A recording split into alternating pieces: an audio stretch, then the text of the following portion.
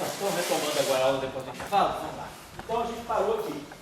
E a gente quer ver, a partir dessa equação agora, que é proveniente de uma equação, quer dizer, que é onde vai ser usada uma equação de Euler-Lagrange generalizada, que é essa aqui, como é que a gente vai poder trabalhar esses termos para chegar à composição de um tensor de energia móvel. Então vamos fazer a seguinte coisa. E aqui nós estamos então fazendo, levando em conta que nós temos família de campos, temos vários campos.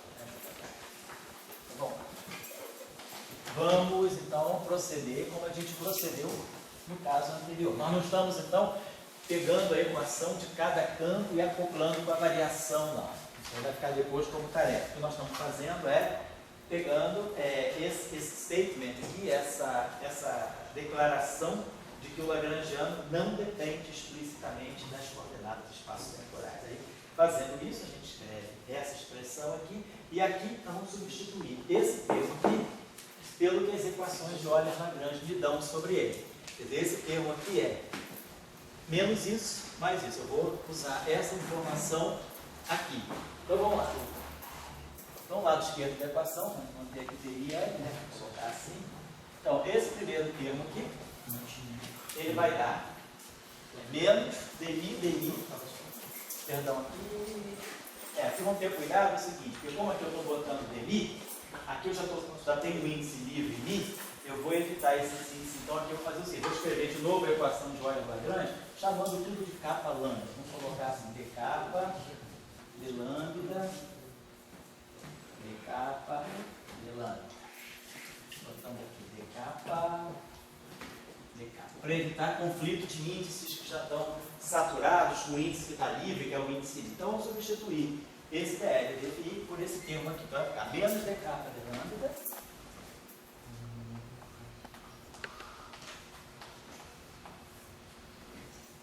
A derivada do lagrangiano em relação a d capa, d lambda i, vezes dFi. Então, esse primeiro termo aqui. Estou substituindo aqui, esse termo aqui vai passar para o lado de lá com o sinal mais e vai entrar aqui com o sinal mais. Então, vai ficar aqui mais d capa.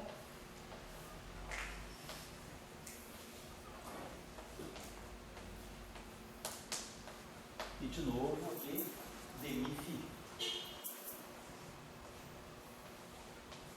Então, o que nós fizemos, agora sim, usamos a equação de Euler-Lagrange aqui. Essa Euler-Lagrange. Agora, os demais termos vão manter, mais a derivada do lagrangiano.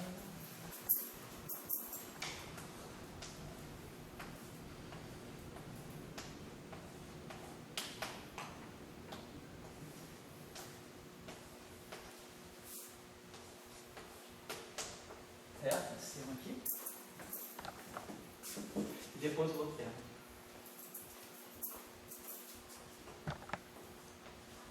Aqui, como não está aparecendo, como esse índice aqui é saturado, vou chamar esse Mi aqui de capa também. Só porque esse índice é saturado. Vou chamar aqui capa e aqui capa. Eu estou fazendo isso aqui.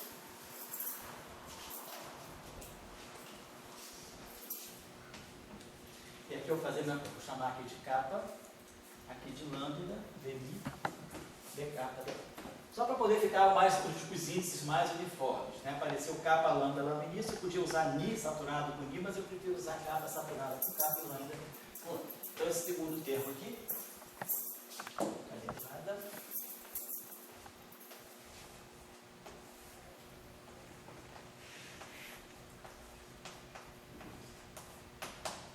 né? E aí aqui dmi. Então vamos ver como é que está tudo aqui. Então isso aí é tudo para nós. O que nós queremos colocar tudo sob a forma de uma derivada explícita. Então o ideal seria, por exemplo, já esse termo aqui, tentar escrever sob a forma de uma única, quer dizer, jogar uma derivada externa a tudo, né? Então vamos fazer o seguinte, vamos pegar esse termo aqui, vamos jogar. Vamos começar então, vamos pegar então, manter isso aqui. Vamos ver qual vai ser a nossa estratégia, né? A gente pode pegar esse termo aqui e fatorar, por exemplo, essa derivada. Então eu posso colocar aqui, vai ficar menos essa derivada de capa atuando em tudo. De lambda, dl, de capa, de lambda, phi, de mi, phi. Então ficou esse termo aqui, menos isso aqui. Então essa derivada batendo no primeiro termo, produz esse termo aqui, vezes esse. Mas agora eu tenho que subtrair a contribuição nova que vem daqui. Então, mais 1. Mas deu não consegue tirar o derron de mi para fora, não? Pode ser qualquer coisa. Depois você vai renomear índice, não tem problema. Poderia ser. Mas o derron de mi, você está observando que ele só está aqui. Então, seria esses termos aqui estão mais constituídos com derivada. Então, eu acho melhor manter e limpando essas derivadas aqui. Mas se você fizer isso também, pode ser que demore um pouquinho, mas não vai dar certo. É. E agora aqui vai ficar mais de lambda, dl, de capa, de lambda, phi, e agora essa derivada de capa atuando aqui. De capa, de mi, phi. Então, esses dois termos aqui são simplesmente esse termo aqui. Então, vamos botar aqui, vamos marcar aqui para a gente não perder. Ficou a derivada do primeiro, tem aquele termo, e depois vou ter que descontar desse termo aqui. Tá certo. Isso. Agora, bom, tudo bem. Vou botar aqui outro termo aqui. Vamos fazer a mesma coisa. Aqui, por exemplo, né, eu poderia escrever esse termo aqui também como uma derivada do total ali, menos. Então, vamos fazer o seguinte, vamos escrever esse termo aqui. Vou botar assim, marcar esse termo aqui assim. Vamos decompor esse termo também, provavelmente em 2, né? Vai ficar aqui escrevendo ele dessa forma aqui. A derivada do todo, vai ficar aqui mais. Vou botar aqui a derivada de capa. E aí aqui vai ficar dl,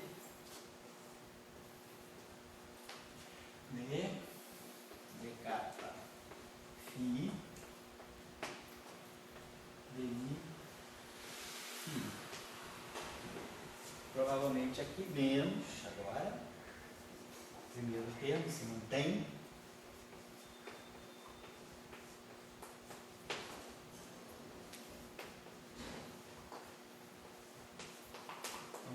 Então seria... Isso é continuação da lei de cima, né? Esse aqui, esse aqui. Esse termo aqui. Esses dois termos aqui ondulados são esse aqui. Agora esse termo aqui com esse colchete grande, é esse termo que eu estou escrevendo aqui. Tá? Então fiz agora esse termo aqui, certo? Muito bem. Aqui vamos fazer o seguinte. Ó, aqui a gente já está vendo que esse termo aqui é igual a esse. dl, d de capa, phi, d mi, d, só que aqui está d capa, d mi, aqui está d mi, d capa. Então esse termo aqui, ó, eu não vou precisar mexer nele. Ele já está cancelando esse aqui. Tá? Vamos deixar assim. Então deixa eu fazer o seguinte, já vamos limpando esse termo aqui, ó. Tá? Ele está aparecendo um sinal mais aqui, ó. dl, d de capa, dl, d de capa, d mi, d capa, d capa, d mi. Então esse vem com sinal mais e esse está vindo com sinal menos. Então esses termos aqui já esse aqui já está sob a forma de uma derivada, esse aqui já está sob a forma de uma derivada, esse aqui ainda não. Vamos trabalhar agora esse termo aqui. Vai.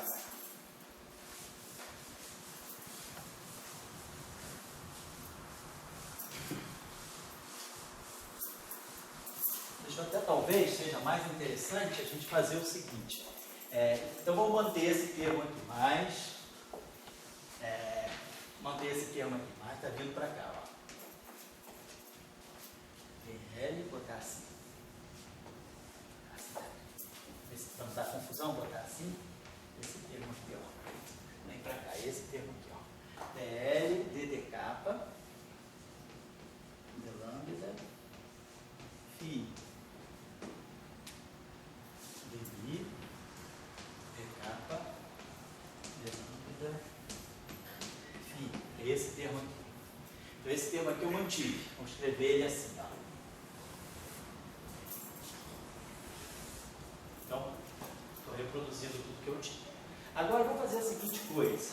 Esse termo aqui me inspira a fazer a seguinte coisa. Esse termo especial, eu posso colocar essa derivada fatorada, eu posso colocar essa derivada em evidência.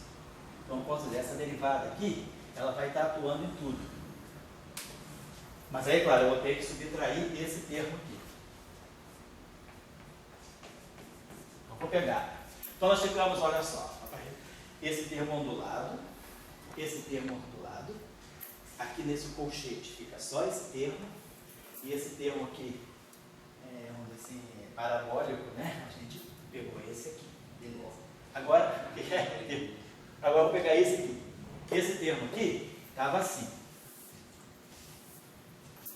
Agora, observe que aparece, se eu fizer isso que eu estou pensando, eu vou jogar essa derivada para cá, que vai ter sinal menos. Então, o ideal seria o seguinte: pega esse termo que está aqui, esse termo que sobrou aqui na linha ondulada.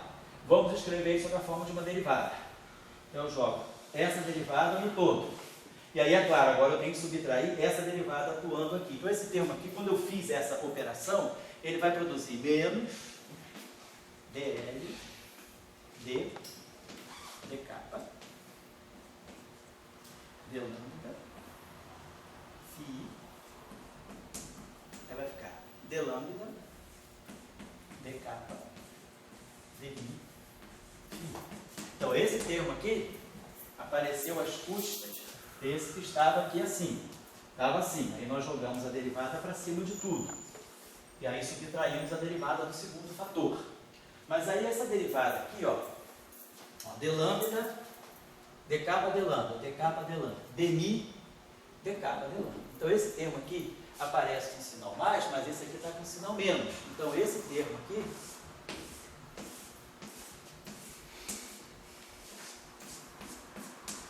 cancela com esse aqui.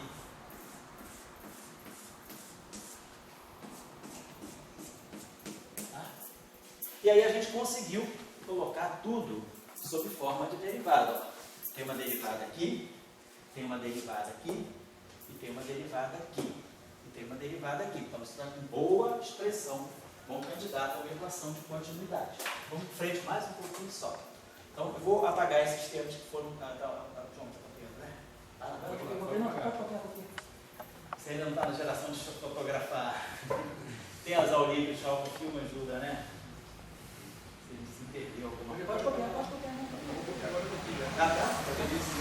Então tá bom. Então eu vou apagar isso aqui, licença, para a gente voltar para a expressão agora, começar a trabalhar a forma final da expressão. Então vamos fazer o seguinte. Vamos escrever então. Agora vamos, olha só. Você lembra do Michel fotografando? Eu imaginaria que hoje ele está fotografando. Você ganhou nos anos 82, o japonês já pegava a câmerazinha Kodak dele e tirava fotografias. Ele é beleza, né? E o seminário ele assistia de binóculo, né? Não, mas a gente brincava com ele, Isso, né? assim. Eu jamais imaginaria que hoje daríamos uma aula fotografando, né?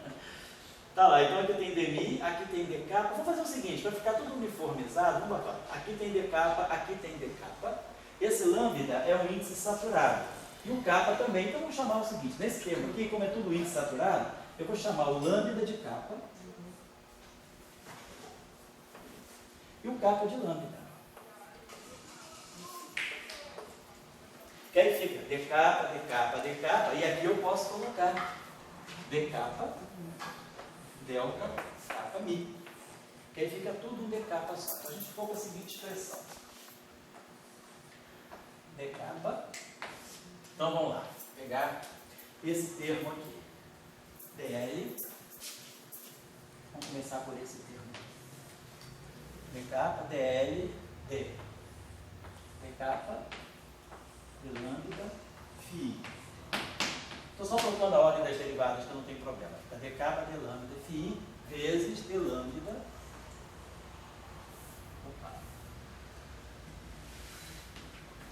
dmi, phi. Depois vem esse termo aqui, que vem com sinal mais, menos, né? Menos lambda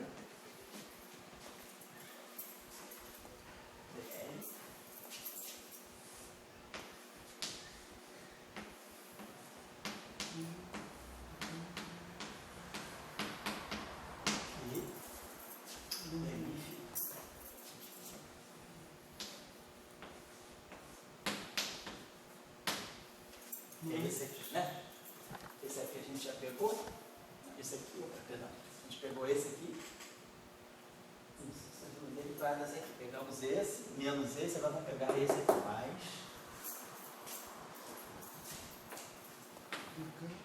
Decata, né? Sim, né? Decata na frente. Ah, não, decata já está fatorado. Decata já está fatorado. Vamos pegar assim mais. DL, DL, DL, D decata,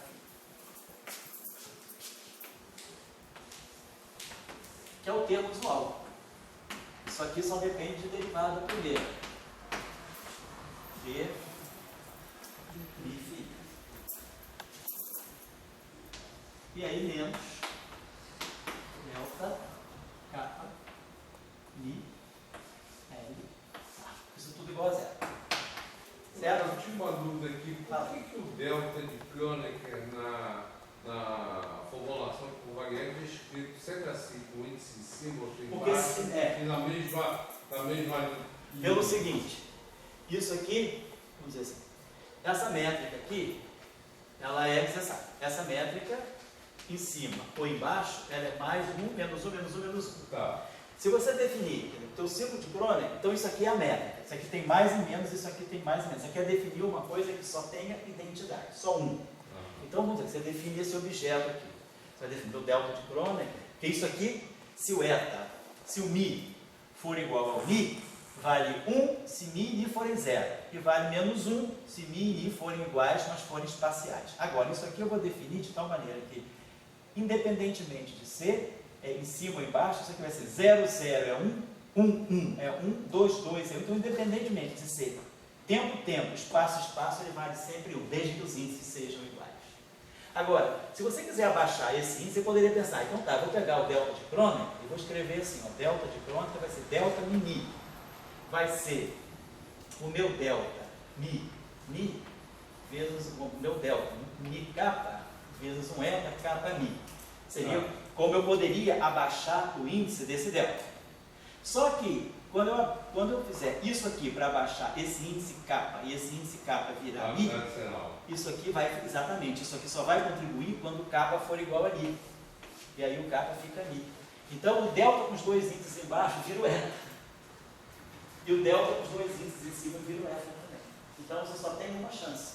Para você definir uma coisa que vale sempre 1, tem que ser um índice embaixo e em cima. Porque se você abaixar ou levantar, se você quiser levantar esse índice, você vai poder escrever assim, ó, delta Mi vai ser eta Ni kappa vezes delta kappa, quero botar delta Mi já está em cima, então vezes um delta, quero botar, vou escrever isso aqui com os dois índices em cima, então delta Ni kappa, eta kappa Mi.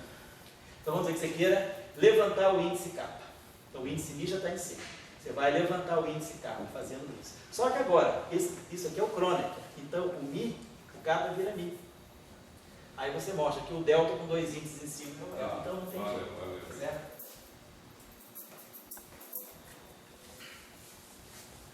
Bom, então vamos lá, vamos olhar isso aí. Então olha só, isso aqui é a parte anterior, isso aqui era o nosso T kappa Mi canônico de antes. Quer dizer, se vamos colocar isso aqui era o T kappa Mi,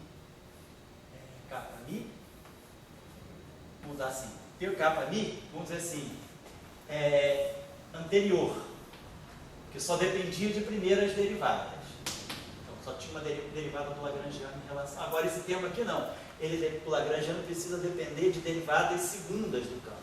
Então, esses são os termos realmente novos. E aí a gente pode fazer o seguinte, a gente pode escrever esse termo aqui da seguinte maneira. Eu posso pegar esse termo aqui, escrever assim, vou botar assim, demi, vou pegar, vou juntar esses dois termos aqui assim, ó. Vou fazer o seguinte, mexer muito aqui, vou pegar só esses dois termos aqui. Vou fazer assim. Aqui vai ficar derivada do Lagrangiano, vou botar assim. É melhor fazer isso. Vamos dizer que a gente faça assim. Isso aqui é a derivada do Lagrangiano em relação à derivada do campo vezes a coordenada. Então eu posso fazer assim, vamos juntar esses dois termos aqui. Vamos fazer o seguinte, esse termo aqui vai ficar assim, vamos fazer o contrário. Deixa eu apagar isso aqui.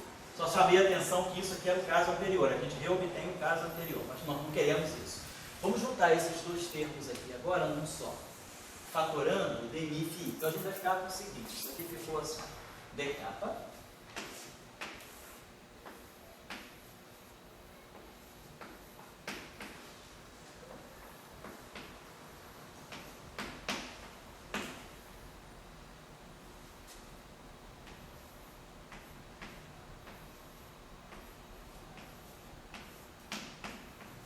E agora esses dois termos aqui eu vou escrever da seguinte maneira.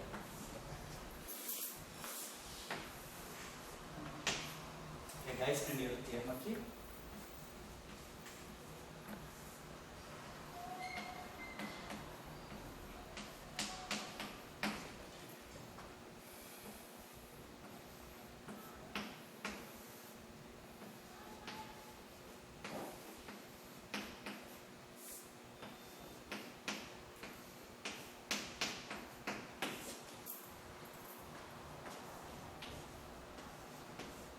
Tá? Juntei esses dois termos aqui num só para ver qual é o significado disso aqui. E aqui menos.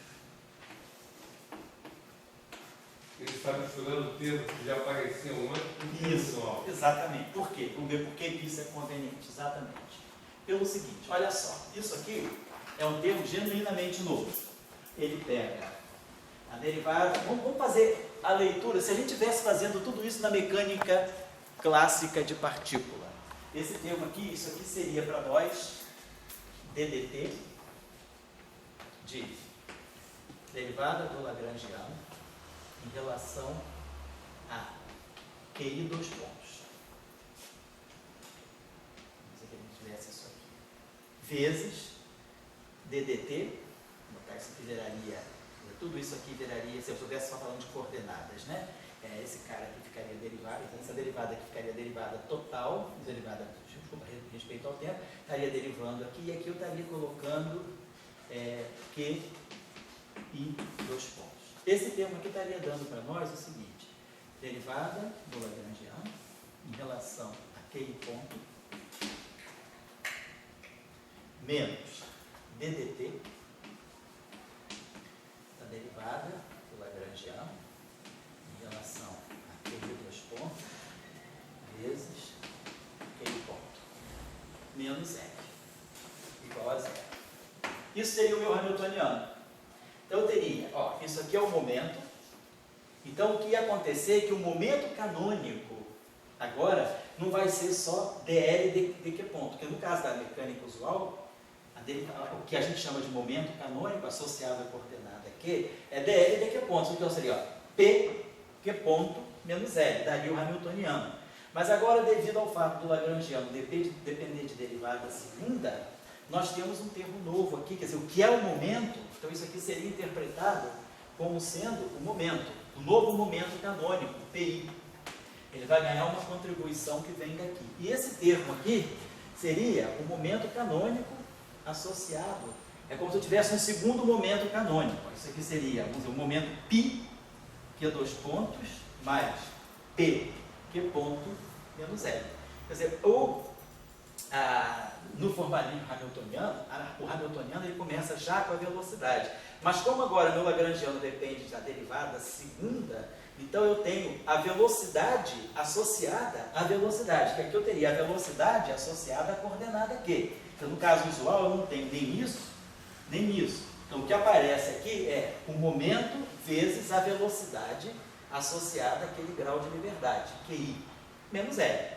Mas agora eu tenho uma derivada, depende, quer dizer, meu Lagrangiano depende da derivada segunda. Então, nós temos uma outra, além da coordenada QI, é como se a gente tivesse a coordenada QI ponto, e esse termo aqui está medindo a velocidade associada a essa coordenada, que é o que dá o QI dois pontos. Então, a gente fica com duas classes, duas categorias de momentos canônicos. O momento canônico anterior, usual, do formalismo usual, ele é modificado pela presença da derivada segunda, mas agora aparece um momento canônico novo, que é esse termo aqui. E é o que está exatamente acontecendo aqui. A gente está tendo um momento, antigamente, né, se eu não tivesse derivada segunda, O meu momento associado ao campo, da outra vez eu chamei, isso aqui seria o meu pK. Seria o meu momento canônico, K, associado. Então ficaria pK vezes dmi, não, P, que ponto, menos L. Mas agora o meu momento novo, quer dizer, com a dependência na derivada segunda, o que passa a ser um momento linear, ganha uma contribuição nova. E esse aqui é um momento completamente novo, que não está medindo só a variação, a derivada do Lagrangiano em relação à velocidade. Está medindo a variação do Lagrangiano em relação à própria aceleração. Então é como se aparecesse em dois momentos. Tá? Apareceria esse momento aqui, que eu vou chamar de um, vamos dizer assim, pitil, kappa, lambda, d lambda, dmi phi, seria esse termo aqui, e apareceria esse momento π. Mas agora esse momento π modificado por esse termo aqui. Então a ação da derivada segunda, ela introduz um novo momento e modifica o momento anterior. Tá? Deixa eu apagar isso aqui, só para chamar a atenção de você. Mas o que é importante, nós tiramos de novo um tensor de energia momento canônico. Então isso aqui, ó, isso tudo que está aqui, dentro dessa expressão, é que eu vou chamar agora do meu T. Ele, ó, o índice lambda está saturado. Então sobe esse K e tem esse Mi. T, kappa, Mi. Esse é o novo momento. Tá? Esse termo aqui depende de kappa. Esse termo aqui, o lambda, está somado. Então todos os termos têm essa estrutura. Um índice kappa em cima e um índice Mi embaixo. O índice kappa em cima, o índice Mi embaixo. Aqui tem o índice kappa em cima, esse lambda está somado com esse lambda, e kappa em cima e embaixo. Então, esse é o novo momento canônico. Então, no caso de nós termos derivadas mais altas, né? Então essa aqui é a nova expressão do tensor de energia momento. E aí fica claro, se a gente for tirar quem é o hamiltoniano, o que é o hamiltoniano? É a componente 0, 0.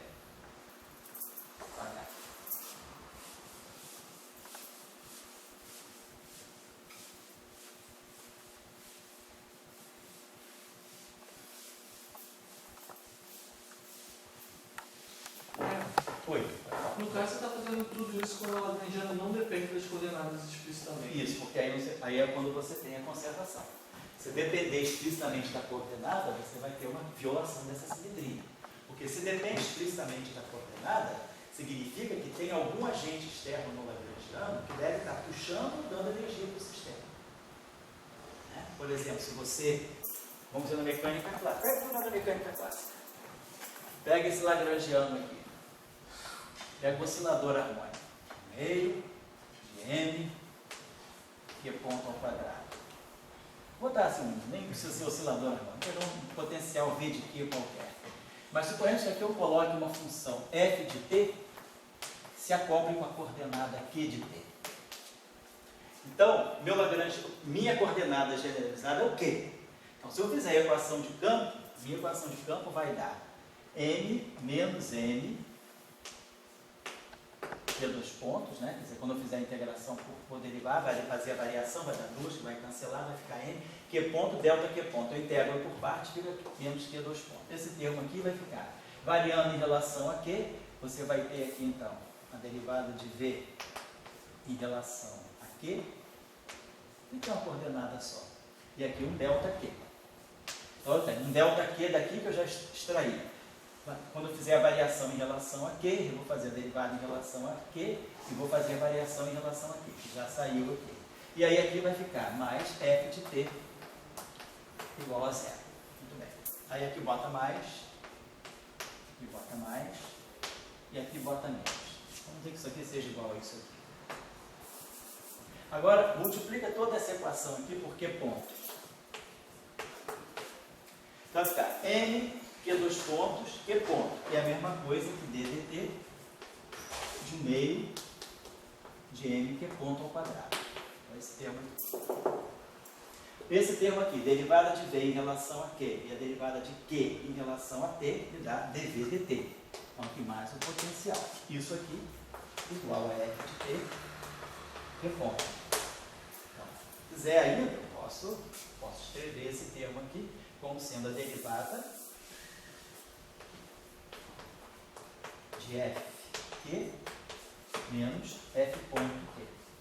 Né? Vai ficar f que é ponto, é derivada desse produto aqui. Então eu posso trazer esse termo para cá, menos f que fica dentro dessa equação aqui, mas aqui está aparecendo um termo que deve estar dando dissipação, variação. Se essa fonte aqui depender do tempo, ela está mexendo na energia do sistema.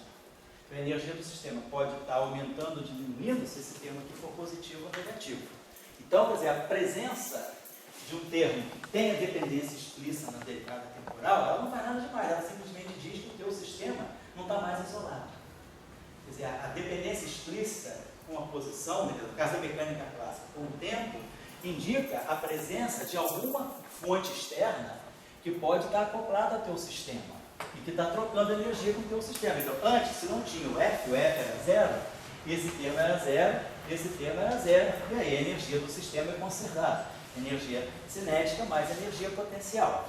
Mas agora, a presença de uma dependência explícita no tempo, através desse termo aqui, está dizendo que o teu sistema já não é mais isolado, ele está trocando energia. Então, quer dizer, você não perde o tensor de energia no momento, você perde a conservação dele. Eu posso definir ele da mesma forma, só que eu não posso dizer a conservação. Pronto, se a gente fizesse tudo isso aqui, se a gente pegasse todo esse nosso lagrangiano, que está lá, e simplesmente substituísse por tudo que está lá, mais, vamos dizer assim, um termo que fosse aqui, uma fonte J de X, vezes o meu campo φ de X, esse termo aqui, quando eu jogar, né, eu vou ter essa derivada explícita agora. Então, quando eu pegar aquele último termo que era dl dxmi, dependência explícita, isso aqui vai ficar a derivada de j em relação a xmi vezes φ mais jφ. E aí é desse termo aqui que vai sair a troca de energia do teu sistema. Você pode definir o mesmo tensor de energia e momento, só que agora, ao invés de ser conservado, vai aparecer um termo aqui que vai levar em conta a presença dessa fonte, desse sistema que está dando dependência explícita do teu lagrangiano. Está claro o conceito? É exatamente como na mecânica clássica. É como se você jogasse no problema, né, da partícula no poço de potencial, esse teu sistema agora está acoplado com algum agente externo, que varia no tempo. E aí, esse objeto aqui, ele vai estar mexendo na energia do teu sistema, dependendo se F ponto é zero ou não. Então, vai estar dando energia ou tirando energia do teu sistema. Então, quer dizer, a presença de uma fonte externa, ela quebra a equação de conservação, só isso. Mas você define o mesmo objeto, pois não? Nesse caso, por exemplo, no caso clássico, ainda podemos definir na newtoniana? Sim, eu diria que sim, você pode definir. O newtoniano seria esse aqui. Isso aqui vai estar generalizando a tua definição de energia do teu sistema. Você incorpora a fonte externa do teu newtoniano. Pois não? Na última aula, eu surpreendi um negócio que quando você tem derivada mais alta no campo, Tá? aparece mais um campo escondido. Isso. Uma relação de dispersão. Isso. Aqui tem derivada mais alta. Você às vezes tem esse levantamento meio maluco. Dá para você desacoplar os campos e achar os dois fatores da energia? Vai depender. Vai depender de como é o teu termo cinético. Aí você vai precisar ter o lagrangiano explícito. Você pode saber que definição de campo você tem que fazer. Certo? Tchau, Tony. Então, amanhã você me escreve para saber se a carteira está pronta. Legal? Tchau, aí, abraço. Bom, então tá aqui o nosso tensor de energia momento canônico novo ficou definido. Então, se a gente quiser pegar a energia do sistema, é o T00. Então, vamos lá, se eu quiser pegar, só para a gente ter uma ideia, quem é o T00?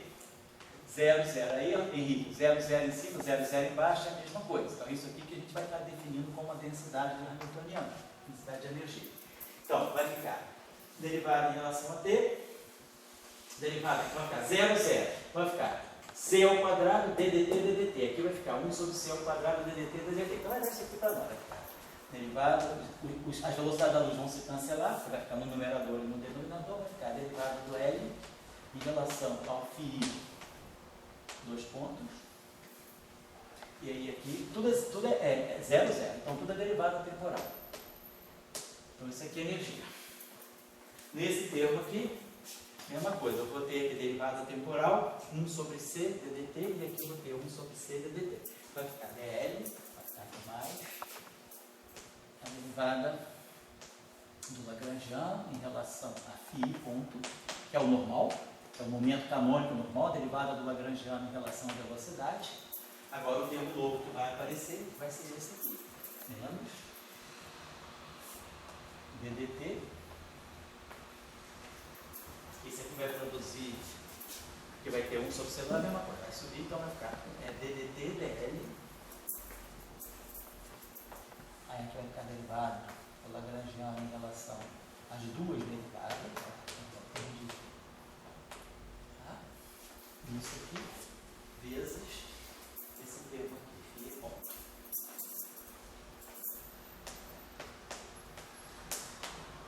E aqui menos L. Então é como se ficasse, ó. Esse momento aqui, vamos dizer assim, é o momento, vamos dizer assim, π, vamos chamar π chapéu e φ. E ponto, quer dizer, mesma estrutura, né? Quer dizer, é o momento associado a essa derivada segunda, e aqui, esse termo aqui, que é a derivada da derivada, a derivada temporal da derivada temporal. Esse termo aqui está me definindo agora, redefinindo o antigo momento canônico, que é a derivada do L canal, vezes o ponto, menos L. Então é isso que é o nosso hamiltoniano. Então serve a mesma estrutura canônica. P, Q ponto, mais P, Q ponto, menos L. Só que esse momento aqui é o momento associado a essa derivada segunda. Então esse termo, quer dizer, como da mesma forma que eu tenho uma coordenada φ, e quem aparece aqui é a velocidade com o seu momento, aqui é como se a nova coordenada fosse φ ponto. Então quem vai aparecer aqui vai ser a derivada dessa nova coordenada φ ponto. E aqui o momento associado a essa coordenada, derivada de 2 pontos. Então é a mesma estrutura. Então, só que o que a gente não pode garantir é que esse termo, por exemplo, se a gente pegar aquele termo antigo de Klein-Gordon, essa energia não é positiva definida sempre. Então a gente pode ter um problema com a positividade da energia. Então só estou chamando a atenção, mas assim, é exatamente tudo que a gente fez até agora. Então esse é o momento canônico. Agora que o Dória estava chamando a atenção. Vamos tentar relacionar agora, existe uma relação, vamos começar a olhar agora o momento angular. E existe uma relação entre o tensor de momento angular, na verdade o tensor de spin, e a propriedade de ser ou não simétrico do tensor de energia e momento. Se a gente pensar em campo escalar, tipo Klein-Gordon, que a gente observa, por exemplo, se a gente pegar um campo de Klein-Gordon normal, não tem derivada segunda, então esse termo não existe e esse termo não existe. Então a derivada do Lagrangiano em relação a dkφi é dkφi. dkφi vezes dμφi menos delta μkL. Então isso aqui é um tensor simétrico e isso aqui também é um tensor simétrico. Se eu trocar μ com k, esse termo aqui, boto aqui, se eu botar esse μ na frente, esse k em cima, quer dizer, tkμ, isso aqui está me mostrando que tkμ é igual a tμk. Essa é a propriedade de simetria. Então, para o campo de Klein-Gordon, se esse campo é um campo escalar normal, esse tensor de energia-momento, ele é simétrico. Agora, se o que eu quero chamar a atenção, o tensor de energia-momento vai poder, nada diz que esse tensor de energia-momento em geral é simétrico. Essa parte aqui, ó, ele é simétrico, quer dizer, será que ele é simétrico em κμ? Quer dizer, esse termo que está aqui é lambda de lambda de μ. Quer dizer, nada me garante que esse termo aqui vai ser simétrico em μk. Então a gente vai poder relacionar uma eventual parte antissimétrica do tensor de energia-momento com alguma coisa ligada ao momento angular. Esse é o próximo passo. Se você fizer tirando derivadas superiores, colocar só eletromagnético, não vai dar simétrico. Não vai dar simétrico. Se você pegar o campo de Maxwell, por exemplo, não vai dar simétrico. Deixa eu pegar só aqui, ó. Vou apagar isso aqui já fez.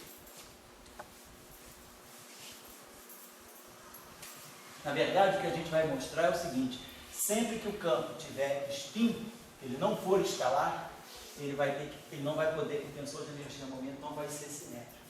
Então, a não simetria do tensor de energia-momento, ela pode estar ligada à presença do espinho. Mas vamos dar uma olhadinha se a gente está falando do caso de Maxwell. Então, o nosso lagrangiano de Maxwell usual é esse aqui. Menos 1/4 de F mini, F mini. Lembrando que F mini, né? É D mini ani menos D mini ani. Então, não tem derivada superior. Esse lagrangiano aqui depende só das derivadas primeiras. Esse termo aqui é derivada primeira, e esse termo também. Então, nós temos derivada primeira ao quadrado, mas não temos derivada segunda. Então, esse termo aqui, então esse termo está fora. No caso de Maxwell, esse termo está fora, então não tem derivada segunda do campo, nem tem derivada segunda do campo. O que eu vou precisar fazer? Vamos dizer que o meu campo φ seja o campo, vamos dizer, ali. Então, vou ter o meu tensor. Então, a gente vai dizer o seguinte: o nosso tensor de energia momento, dk, eu vou então aqui identificar o meu campo. Eu só tenho uma família de campo, então não tenho, preciso botar I igual a 1. Então, eu vou associar o meu campo φ, por exemplo, ao meu campo ali. Então, nosso tensor dk, vamos colocar assim, ele vai ser derivada do lagrangiano em relação ao dk ali. E aí aqui, D, mi, ani. Então assim, bota assim embaixo, só para facilitar, só para ficar botando em cima privado. Assim. Tá? Estou tomando esse campo aqui como sendo isso aqui. E aqui o nosso tensor de energia dl, dk, d derivada L, em relação a φ, só que eu estou tomando meu φ igual a ani. Dmi, φ. Meu φ é ani. Menos. Só que agora, então eu vou ter que d delta K mi é. Então isso aqui é sempre simétrico, não tenha dúvida, delta mi K é igual a delta K mi. A questão agora é tirar essa derivada aqui, vamos derivar o lagrangiano em relação a isso aqui. Isso aqui é um quadrado, isso aqui é menos 1/4 de F mini, ou seja, F mini é um quadrado. Então a derivada de um quadrado vai ficar menos 1/4, duas vezes o primeiro, vezes a derivada do segundo. Derivada de F mini em relação a dk. Então vamos fazer o seguinte, para evitar que esse índice ni está aqui, não tem nada a ver com esse índice ni que está aqui. Então vamos fazer o seguinte, vamos chamar isso aqui, para evitar de qualquer tipo de repetição, vamos chamar isso aqui de ρ sigma. Os índices daqui, em princípio, não tem nada a ver com esse índice daqui, então vai ficar menos 1/4, vamos chamar isso aqui de F ρ sigma, e aí aqui a derivada F ρ sigma. Então estou pegando. Isso aqui é um quadrado. Então, a derivada do quadrado é duas vezes primeiro derivada do segundo. Tá? Então, primeiro derivada do segundo. Só que eu estou derivando em relação a isso aqui. Então, isso aqui é d ρ a sigma menos d sigma a ρ. Então, a derivada desse termo em relação a esse, então, isso aqui é um d, aqui é um d ρ, aqui é um dk. Então, isso aqui vai ficar um delta de k a ρ. É preciso que esse k seja igual a esse ρ. E aí aqui é a derivada do sigma em relação a mi. Vai ficar delta sigma mi. Segundo termo, vai ser a derivada disso aqui em relação a isso aqui. Então vai ficar delta de k sigma, delta de mi. Estou derivando isso aqui. Isso aqui é o que eu fiz aqui. É a derivada desse objeto em relação a dk a mi. Esse termo aqui isso aqui só vai contribuir quando essa derivada for igual a essa, portanto, delta de k para ρ, e quando esse campo for igual a esse. Eu preciso que essa componente seja, senão a derivada seria zero. Tá? As componentes são todas independentes. E aí depois esse termo aqui vai ficar k sigma e ρ. E aí agora, isso aqui vai estar multiplicando isso aqui. Então vai ficar menos 1/2 do F ρ sigma. Só que aqui esse termo agora, o ρ fica k e o sigma fica mi. K mi. E aí agora, mais 1/2 do F. O ρ fica mi e o sigma fica k. Só que F de k é menos F k mi. Então esse termo aqui pode ir embora, vai ficar menos, e aí vai cancelar esse menos, vai ficar menos meio, menos meio. Então vai ficar menos F k mi. Então esse termo aqui está produzindo menos F k mi. Dmi a mi. Agora, quem diz que isso aqui é simétrico em k mi? Se eu trocar o kappa com mi, isso aqui vai ficar F, mi, d kappa, a mi, que é outra coisa. Então esse termo aqui não é simétrico na troca kappa mi. Esse termo aqui é simétrico, vou botar delta kappa mi, é a mesma coisa, não tem como, né? É a mesma coisa. Se eu escrever assim, delta kappa mi, é a mesma coisa que delta mi kappa. Isso aqui só vai contribuir quando kappa for igual a mi, então tem que ser mais do que simétrico. Mas isso aqui não. Se eu puser, o que significa simetria em kappa mi? No lugar do kappa eu colocar mi, no lugar do mi colocar kappa. Então se eu trocar, perdão, esse kappa aqui em cima, perdão. Então se eu trocar, no lugar do mi eu colocar kappa, no lugar do mi eu colocar kappa, no lugar do kappa eu colocar mi, esse termo não é igual a esse. É o mesmo sinal aqui, claro. Então a gente mudou. Então esse termo aqui quebrou a simetria. Por que justamente ele quebrou a simetria do tensor de energia-momento aqui? Nesse termo aqui, que é devido ao fato desse campo ter índice, devido ao fato dele ter spin. Então, o que nós vamos mostrar, talvez na próxima aula, é que a parte, o que quebra a simetria do tensor de energia-momento é o spin. Mas por quê? Nós vamos mostrar. Nós vamos calcular o tensor de energia de spin, o tensor de momento angular, e vamos mostrar que aquilo que é a parte antissimétrica do tensor de energia-momento, ela vem exclusivamente da parte de spin. Então, é isso que a gente tem que mostrar. Então, só o exemplo aí que o Luiz pediu, né? Então, a gente pegou o caso de Maxwell, viu, vamos dizer, de uma maneira explícita, não geral, que ele é simétrico, que ele não é simétrico, quebrou a simetria. E eu estou dizendo, a simetria é quebrada pelo spin, mas não demonstramos isso. O que a gente tem que fazer agora para demonstrar isso, primeiro, é construir o tensor de momento angular, para ver onde é que está a parte de momento angular e onde é que está a parte de spin. Então, num primeiro exercício, numa primeira discussão, vamos supor um caso mais simples, vamos supor o caso do lagrangiano não depender de derivadas segundas, né? Que é o caso mais usual. Porque senão a gente vai ter um tensor de energia-momento muito maior, mas a gente pode depois mostrar também como é que fica a situação no caso do tensor, no caso do lagrangiano depender de derivadas segundas. Então vamos começar por essa situação. Meu lagrangiano depende só dos campos, então a família de campos e das derivadas primeiras dos campos. Então nós já estamos usando o fato de que eu tenho simetria translacional. Então meu lagrangiano não depende das coordenadas explicitamente, depende só dos campos e das derivadas dos campos.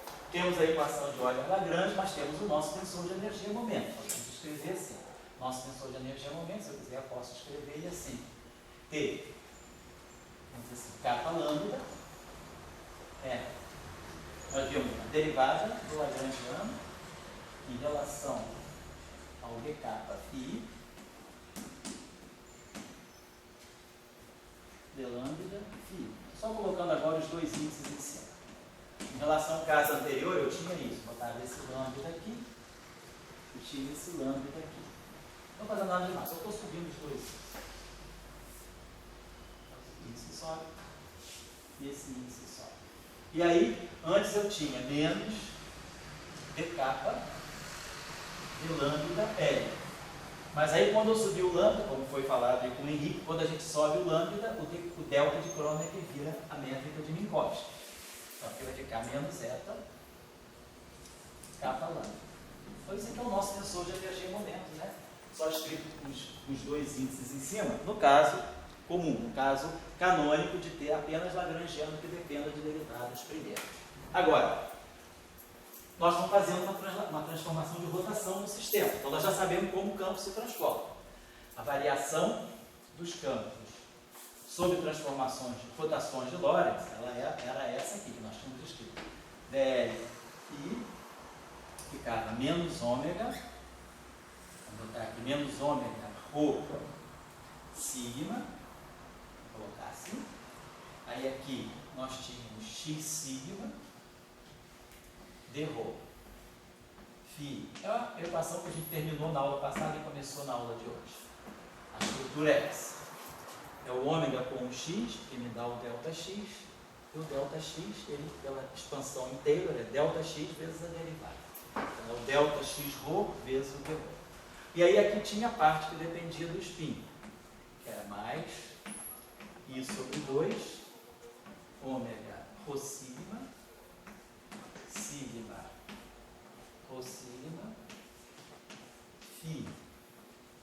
isso aqui para nós é a variação do campo sobre transformações de Lorentz, sobre rotações do espaço de rotações de Lorentz em geral.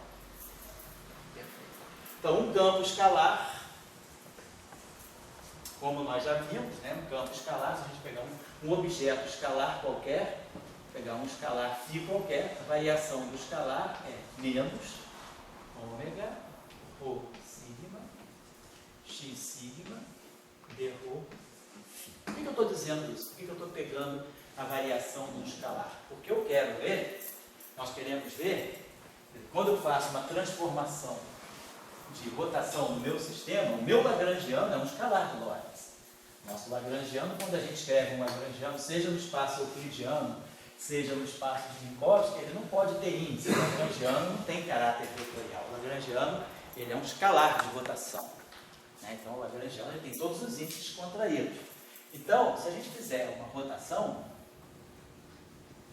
então vamos pensar assim, nosso lagrangiano tem essa estrutura aqui, rotação de Lorentz. Vamos botar rotação de Lorentz, ou rotação do espaço de Minkowski.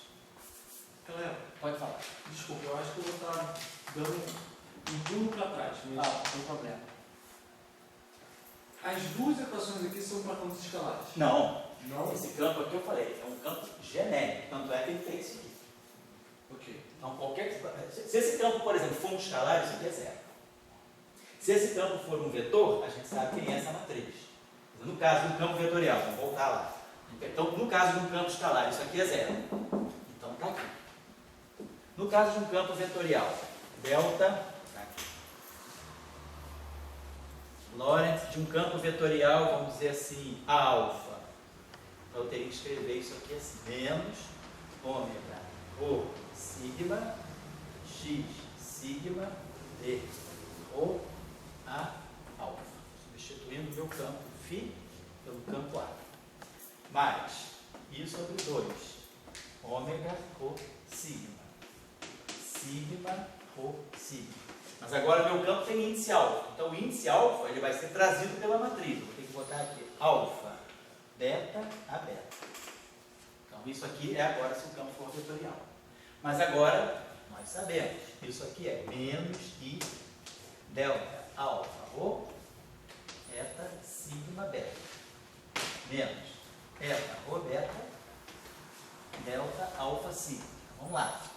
Então, se eu trabalhar esse termo aqui, menos I com I vai dar 1. Então vai ficar aqui mais um meio. Ômega. Aí o meu ρ vai virar alfa. E o meu sigma vai descer beta. E aqui eu tenho a beta. Segundo termo, menos vai ficar mais I com I dá menos 1, então vai ficar menos 1 meio. Aí vai ficar ômega. Aí nesse termo aqui, o ρ desce e vira beta. E o sigma, o alfa, está aqui, o sigma vira alfa. E aqui é a beta. Então ficou esse menos esse. Só que essa matriz aqui é antissimétrica. Ômega beta alfa é menos ômega alfa beta. Então aqui fica mais. Então esse termo aqui desaparece. Alfa beta beta, e aqui também o meio desaparece. Então a variação, se eu estou considerando um campo vetorial, esse termo aqui já não é mais zero. Ele está dando para nós, no final de tudo, mais ômega alfa beta a beta.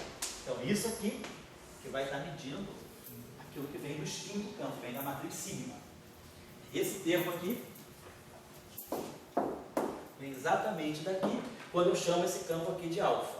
Então, quando eu fizer isso aqui, a alfa, e aí essa matriz aqui, ela vai ter que ligar o índice desse campo com o índice desse campo. Quer dizer, o índice que está aqui, quer dizer, se você quiser colocar índice nessa expressão, vamos dizer o seguinte, esse campo aqui tem um certo índice estar.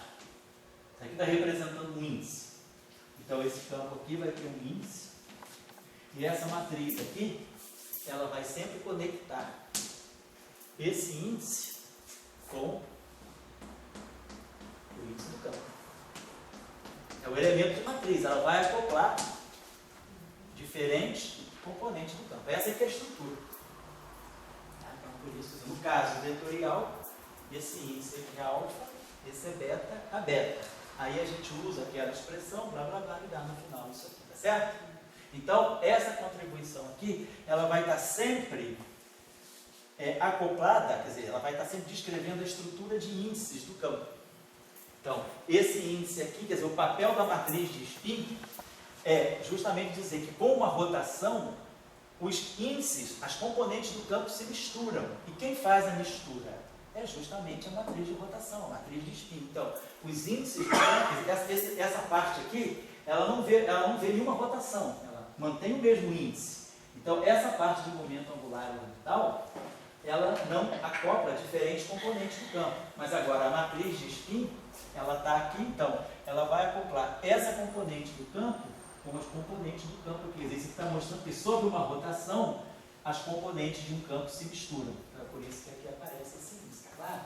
É porque, geralmente, eu estou escrevendo isso aqui, genericamente, sem índice, mas está sempre subtendido que, se o campo não é escalar, essa matriz não é zero, então vai ter um índice aqui, vai ter esse índice aqui, que vai estar aqui.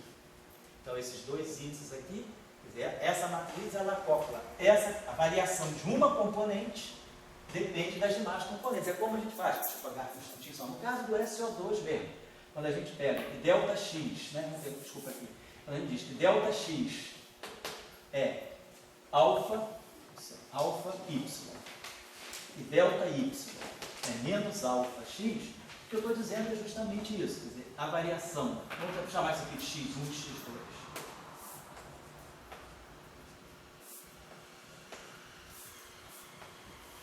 Eu estou dizendo aqui, a variação do x1, do xi, é menos alfa, epsilon e j, xj.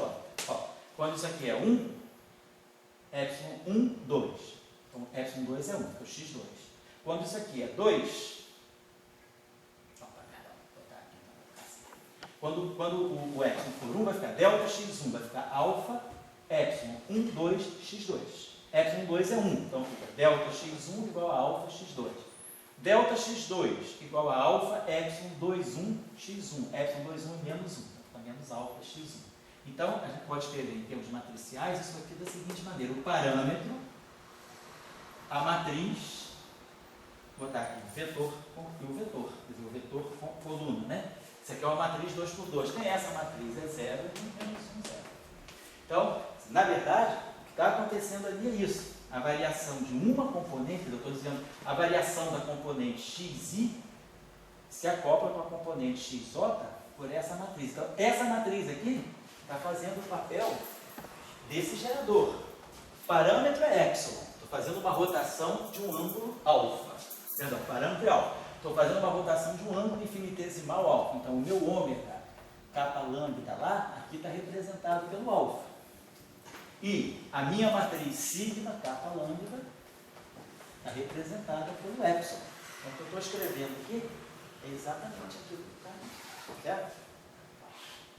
Então, é basicamente isso. Então, essa matriz aqui, é ela que faz o acoplo. Quer dizer, quando eu rodo um vetor, as componentes se misturam. E aí, essa mistura, a variação da componente 1 depende das demais componentes, a variação da componente 2 depende das demais componentes. Quem está fazendo esses acoplamentos é essa matriz aqui, que é a matriz de spin. É isso que está acontecendo, certo? Agora, se esse campo não for vetorial, quem é essa matriz? Por exemplo, se esse campo for um campo tensorial, imagina que eu fizesse o seguinte, vamos fazer a rotação, imagina que eu tenho um campo, não um índice vetorial, mas com dois índices vetoriais. Vamos dizer que eu tiver, vamos botar, quem é a transformação de Lorentz desse campo aqui? Vamos dizer que eu pego um campo que tem esses índices aqui. E, vamos botar, alfa, beta, gama. Esse campo aqui tem 3 índices. Quem vai ser a transformação de Lorentz? Então vai ser aquele padrão, vai ficar. Primeiro termo, ele não vê índice, ele não acopla nada, ele lê o campo como um escalar. O que está aqui, está aqui. Ele viu, o momento angular orbital, ele viu o campo como um escalar. Então vai ficar menos ômega, ρ sigma, x sigma, d rho, que alfa, beta, gama. Muito bem. Agora, o outro termo. Cada índice desse é um índice vetorial. Então, cada índice desse vai, por rotação, como a rotação é infinitesimal, eu vou ter que compor, cada índice vai ver a sua rotação, eu vou escrever esse termo aqui. Ômega, rho sigma, sigma, rho sigma, alfa, delta, que, delta, beta, gama. Mas, cada índice vai ser rodado separadamente. É rho sigma, sigma, rho sigma, beta, delta, que, alfa, delta, beta. Mais um meio, vou ter mais isso depois, né, pessoal?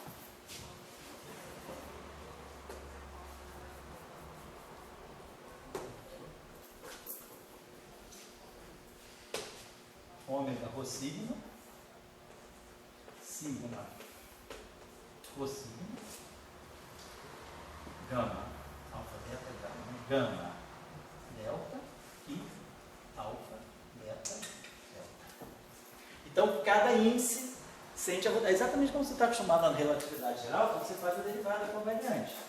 Você pega, por exemplo, a derivada covariante de um tensor que alfa, beta, gama. O que você está fazendo? Você está derivada usual. Agora pega o Christoff, que alfa, delta, mi, delta, que delta, beta, gama, mais gama, beta, mi, delta, que alfa, delta, gama, mais gama, gama, mi, delta, que alfa, beta, delta. Cada índice sente a rotação separadamente, é o que a derivada, a conexão está te dizendo isso. A conexão ela veio justamente com o gerador. Aquele delta, aquele símbolo de Christoff é isso aqui, tá? Certo? Então isso está. Só para finalizar esse raciocínio. Então, se vocês tiverem um campo que não seja escalar, vocês têm que saber, quer dizer, se for um campo tensorial, pode ter quantos índices quiser, que vai seguir esse padrão. Agora, só vai mudar o padrão se for um campo espinorial. É isso que eu ia perguntar, porque no caso, Isso. aqui você coloca índice a índice em cada um, porque cada índice desse carrega spin. Isso, exatamente. Se você for para spin fracionário, Isso. Aí você tem que mudar tudo, porque aí você vai ter que descobrir o seguinte: quem são esses objetos aqui, no caso de um espinor? E a gente vai, quando a gente estudar a equação de Dirac aqui no curso, quando a gente fizer o campo de Dirac clássico, a gente vai mostrar que esse objeto aqui pode ser escrito em função das matrizes de Dirac. Então aí é uma outra história. mas aí vai funcionar, a lógica vai funcionar a mesma coisa. Você vai para cada índice espinorial que você tiver, você vai Vamos dizer que exatamente, vamos dizer que você tivesse um espinor. Perfeito. Vamos dizer o seguinte, vamos dizer que o teu espinor tem um inicial, um espinor com 4 componentes. Você nem sabe direito o que é isso, vamos dizer. Bom, você sabe, mas eu estou dizendo uma pessoa que não sabe. Vamos pegar um campo assim, psi alfa. Então ele vai ter, primeira parte é o escalar, menos ômega, rho sigma, x sigma, d rho, psi alfa. Só que essa parte aqui, ela vê o campo como um escalar, ela não percebe o spin. Agora vai entrar a parte do spin, mais i sobre 2. Ômega, rho sigma. Sigma, rho sigma. Alfa, beta, psi beta. A questão agora é, quem é essa matriz aqui que tem elementos alfa, beta? Aí a gente vai ter que mostrar que no caso espinorial essa matriz tem uma forma muito especial que não tem nada a ver com aquela lá. Mas a estrutura é a mesma. É parâmetro, gerador, elemento de matriz. Então, é sempre isso. Ó. Essa componente se acopla com essa via matriz de spin. A estrutura é sempre essa. Como eu botei esse star, esse índice, não importa o que seja ele, vai se ligar a esse com esse aqui. Isso é geral, é universal. Certo? Você quer falar aí? Esse sigma aí que apareceu nessa história, Esse sigma grande aqui. é parecido ao mesmo sigma que apareceu na sua primeira aula? Qual foi a primeira aula? Sigma que gerava rotação. Isso, é só que lá era uma coisa no espaço euclidiano. Específico. Isso, exatamente. Mas esse sigma É o mesmo. que apareceu ali, É o gerador da rotação. Generalização daquele Isso. sigma que você É uma colocou generalização na primeira aula. relativística daquele sigma da primeira aula, Tá. que não era relativístico, era Tá. euclidiano. Tá bom? Beleza, deixa eu apagar isso aqui. Isso é importante, foi bom você perguntar isso aí, porque Nem sempre, né, essas coisas ficam muito claras. Oi, pode cada falar. campo está grudadinho um signo. Oi? Vamos dizer, a cada campo Isso. está grudado um signo e uma simetria de gauge alfa. Exatamente. Cada campo vai estar associado ao signo. Exatamente. Por exemplo, se a gente tiver isso aqui, suponhamos que a gente tivesse, só para vocês terem uma ideia, vamos pegar que a gente pegasse aqui a derivada de um campo escalar. Então, a derivada de um campo escalar, ela agora tem índice. Vamos ver como é que fica a transformação disso aqui sobre rotação. Então, se eu fizer uma rotação disso aqui vai dar para mim d' x'mi do filinha de x'. Tá? Então, nós já temos visto o seguinte, a variação de um campo escalar, ele é menos ômega rho sigma x sigma d rho φ de x. Como nós estamos definindo as variações, né? Quer dizer, a variação delta φ de x é o filinha de x menos o φ de x, é tudo do ponto x. Então é claro que a derivada da variação é a variação da derivada. Então se a gente derivar essa equação aqui, quer dizer, se eu quiser tirar a variação da derivada do gradiente do escalar, é a derivada da variação do escalar. Então esse parâmetro é constante, então isso aqui vai ficar menos ômega rho sigma. Mas agora, eu vou poder derivar x sigma em relação a x'mi. Que agora, quando eu pegar essa derivada, for atuar aqui no lado direito, quando eu tirar a derivada, a variação da derivada e a derivada da variação. Então, eu vou ter que derivar essa equação. O ômega é um parâmetro constante, mas agora isso aqui é a derivada de x sigma em relação a x'mi. Ou seja, isso aqui é d x'mi do x sigma. Então, isso aqui é um delta de mi sigma. Então, essa primeira derivada aqui vai dar delta de mi sigma, perdão, em relação a x, não vai ficar derivada, derivada em relação a x mi sigma. Então, isso aqui está derivando, perdão, isso aqui vai ficar embaixo, vai ficar eta mi sigma. Esse sigma está aqui embaixo, em cima, aqui embaixo, tá certo? Então, isso aqui vai ficar menos, então, estou derivando x sigma em relação a x mi. Os índices são todos embaixo. Sigma e mi estão embaixo. Então, isso aqui vai ficar eta mi sigma d rho de φ. Agora, eu vou ter a derivada aqui no campo. Menos ômega rho sigma x sigma d rho dmi do φ. Então, derivei essa equação aqui. Então, ficou a derivada do primeiro termo aqui. E agora, isso aqui é eta mi sigma d sigma. Então, isso aqui, esse eta aqui, abaixa esse índice sigma, ele pode ficar mi. Então, esse índice aqui sai e esse índice aqui pode descer. Então, a gente vai ver o seguinte. Vou apagar isso aqui.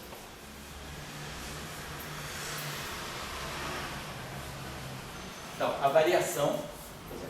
variação da derivada do campo escalar. A derivada de um escalar tem um índice vetorial, ela se comporta como um quadro de vetor. É o gradiente de um escalar no espaço de um encosto. Então, esse termo aqui ficou menos ômega rho sigma x sigma d rho dmi φ. Está seguindo esse padrão. Ó. Esse termo aqui, ele não se preocupa com qualquer coisa, vai ter a mesma estrutura. Ó. O campo que está aqui é o campo que está aqui. Esse operador aqui, ó, ele atua. Opa,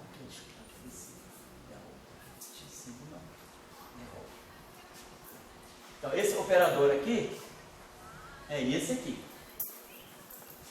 Tá aqui. Agora, esse campo é escalar, mas a derivada dele não é escalar. Então, agora esse termo aqui ficou menos ômega rho sigma x sigma, isso aqui, né, ficou ômega, esse termo aqui agora, estou pulando a ordem, esse aqui eu já fiz, esse termo aqui eu está aqui em cima, e agora ficou esse termo aqui, menos ômega, rho, mi, d rho, φ. Ó, quando o campo a mi transformava, olha só, d é ômega, alfa, beta, a beta. Aqui eu vou trocar a ordem. Ó. Você vê esse primeiro índice, o índice do alfa, do ômega é o primeiro índice, é o índice do campo que está lá. Então, como esse campo aqui é dmi, vamos fazer o seguinte, vamos trocar a ordem, que vai ficar mais, que esse campo é antissimétrico, esse parâmetro é antissimétrico, boto o mi, olha só, fica exatamente isso que está aqui. Ômega, campo. O que está mostrando para nós? Está dando exatamente uma coisa muito consistente, está mostrando que a derivada de um escalar se transforma como um quadrivetor. Olha, a transformação típica de um quadrivetor é essa aqui. Isso aqui é constante, constante, é universal para todos os campos. E o que caracteriza o vetor, o quadrivetor, é que a parte de spin, ela tem essa estrutura aqui. Esse índice aqui, esse índice aqui. Mais ômega, esse índice para ele, esse índice. Quando a gente pegou a derivada de um escalar, a gente seguiu a regra e já tudo deu consistente. Quer dizer, a derivada de um quadro, de um vetor, o gradiente de um escalar é um quadrivetor. Isso aqui está fazendo o papel como se fosse um ami. Então, isso aqui está me dando o ami. E isso aqui está me dando ômega mi rho a rho. Perceberam? Então, a derivada de um escalar realmente é um quadrivetor. Por quê? Porque como é que eu defino um objeto? Só defino o caráter. Porque eu vou dizer, a derivada de um escalar é um objeto que tem índice.